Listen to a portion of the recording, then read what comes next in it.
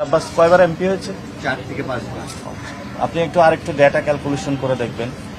ওনার জয়ের চেয়ে হলো হারার রেকর্ড বেশি। ঢাকা 8-এ পলিসি বেসড একটি সুষ্ঠু ইলেকশন হবে। এখানে পেশি শক্তির কোনো মহড়া হবে না, মাফিয়াতন্ত্র কায়েম হবে না। আমরা এখনো পরিস্থিতি যেটা দেখছি সেটাতে আমরা মনে করি নিরাপত্তার ঘাটতি রয়েছে, অর্থাৎ নিরাপত্তা নিয়ে আমরা শঙ্কিত রয়েছি এবং যারা আমাদের সাথে কাজ করছেন তারাও নিরাপত্তা নিয়ে শঙ্কিত রয়েছেন। কিন্তু প্রশাসনের দিক থেকে যদি ওনারা আরও অ্যাক্টিভ হন, আমরা আশা করি ঢাকা 8-এ একটি সুষ্ঠু ইলেকশন করা সম্ভব বলে আশা করি। যে আব্বাস কয়বার এমপি হয়েছে?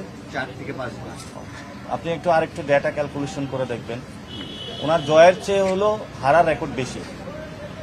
সো ইনশাল্লাহ এবার শাপলাকলি জয় হবে, আমরা এটা আশা রাখি, সবার উপরে বিশ্বাস রাখি। আর জামায়াত ইসলামের বিভিন্ন জায়গায় তারা প্রার্থিতা দিয়েছেন, ইসলামী আন্দোলনও দিয়েছেন।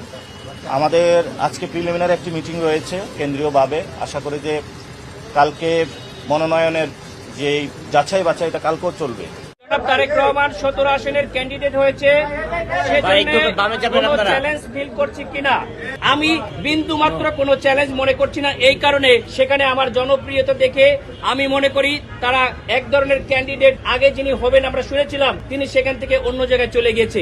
আমার যে ব্যক্তিগত যে রিপোর্ট আছে, আমার যে ব্যক্তিগত প্রোফাইল, আমি পার্সোনালি কোনো ব্যক্তিগত চ্যালেঞ্জ এটাকে মনে করি না এবং এই এলাকার জনগণ আমি যেটা দেখেছি আমাকে বিপুল ভোটে জয়ী করবে ইনশাআল্লাহ।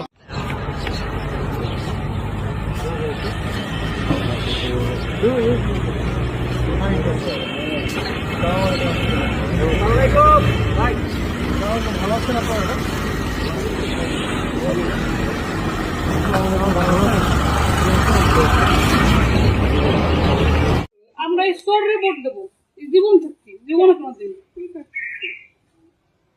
ওরা যখন ক্ষমতায় ছিল দুর্নীতিতে 5 বার চ্যাম্পিয়ন বানাইছে বাংলাদেশে। সারা বিশ্বের মানুষ জানে, কোনো কিছুতে না চিনলেও জানে যে বাংলাদেশ দুর্নীতি চ্যাম্পিয়ন, তাকে ভোট দেবো। জানি শুনি এই প্রচারণা দেখলেও তো ঘৃণা লাগে। ভোট দেওয়া তো অনেক দূরের কথা। ইসলামী রাষ্ট্র চাবো অ্যাজ এ মুসলমান হিসেবে, দিস ইজ মাই ডিউটি, এবং এটাই আমি চাই।